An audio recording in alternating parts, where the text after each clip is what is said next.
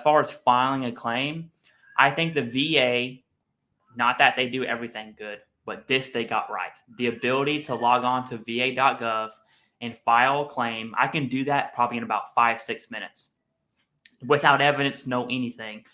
The only thing I wish the VA would have done, and this is going to be super millennial, super Gen Zer here, is through the VA app on the phone.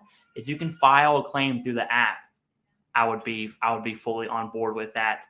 But I do think filing a claim is easy. I think filing an evidence-based claim is where it gets difficult, right? The VA has the fully developed claim, which is the big three: the in-service event, the current diagnosis, and the Nexus.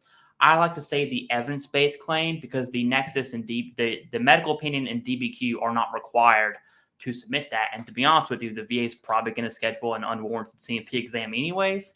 And so I'm a fan of evidence-based, which is the in-service event and the current diagnosis. Something that I like to call the picture-perfect claim. If I was to submit a picture-perfect claim, I would have my service treatment records, which knocks out about 90% of all veterans, right? Who has their service treatment records. But if you have those, I would get the evidence from service, whether it's medical or evidence other than medical, get my current diagnosis, my current treatment plan, physical therapy, medications, whatever, and then submit that with my claim. I think that's when you cross into, okay, is it difficult? I'm still going to say no. But at the same time, we live, breathe, and eat this stuff every day. I mean, we're cranking out videos. I'm constantly saying the big three. So I think it's easy for me.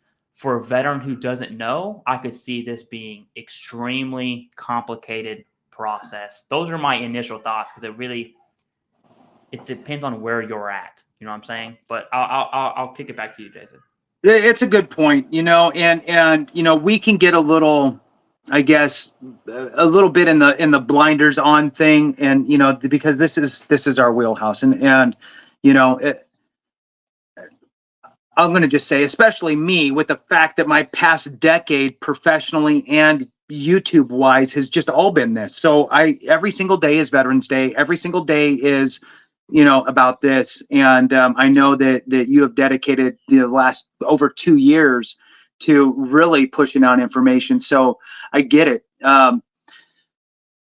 I guess, yes, through the eyes of somebody new to the claims process or somebody jaded from the VA process because you didn't even know where to start, and then you're hitting the roadblocks, and then look, it gets harder when you screw up at the beginning, and then you have to undo it with higher level reviews and supplementals, and then the stuff you provided is now working against you, and now you're trying to overcome that, and you got to push it to the board. That it can be a very, very almost disabling process. I mean, you almost freeze in some cases. So I get it, and I think you bring up a good point, like I said. So back to, is it easy? Yes, but now I'm going to reframe it a little bit with, it's the how do you eat an elephant, right? It's one bite at a time. You need to just go, okay, left foot, right foot, and just kind of walk through it, and have your kind of roadmap to success to follow. I know that you have a great, we'll call it a roadmap. I think you call it something different, but you do have a kind of a process that you like to talk about. I'm a big fan of ordering your records, SF 180, standard form 180. I always think of it like I'm looking backwards, right, at 180. So looking backwards, grab my records, get that, right? It's better to start that way because you can find things you can build from, instead of going, okay, I have these conditions, how can I go back and tie those in? Work with what's easily nexused first to create a list. I'm not saying ignore the things that you're trying to trace back, but anything you have in your file, whether you're talking about signs or symptoms, this bothered me, that bothered me, and it's a sign or symptom of a bigger condition, those are all little hooks in for a nexus. A nexus does not mean you had to have been diagnosed when you were in service. A nexus does not mean that it has to be that definitive, okay? you need anything that points back to, okay, you first started kind of complaining about that, right? During your time in service. They're looking for a link between your condition and your time in service. And that's where Nexus Letter comes in, right? A Nexus Letter is really just trying to help you establish a nexus. And it's just an important piece of that pie. And I think that maybe what we need to do, because I'm like thinking forward so far now, is maybe what we need to do is create a written down, here's the roadmap. Maybe you've already done it. I mean, I had it in my professional job. That's still there. But maybe think through, like, hey, here's the roadmap on what to do. The problem is for folks, and I'm going to kick it back to you, is that although a lot of the key components of that roadmap would be, that is going to happen, there's going to be little offshoots for everybody because it's just so nuanced and so everybody's story is different. And it's like, if you had to write down like a code for it, it'd be, if this equals this, then this has to happen. If this equals this, then this needs to happen. And it would have 50 different shoots off of every single thing.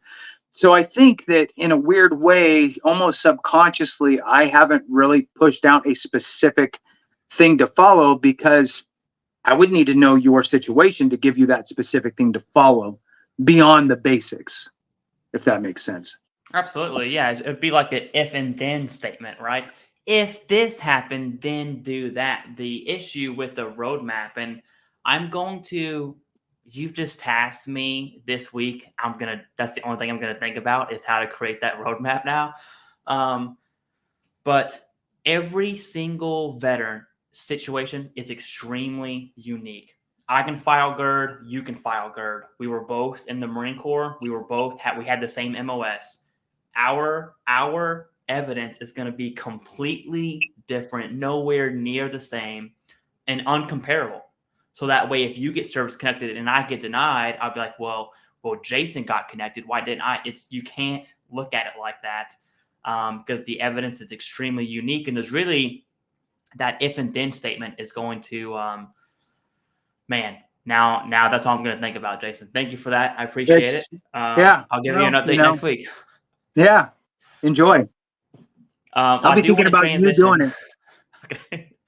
As long as you think about me throughout the week, that'll make me happy, right? Okay, done.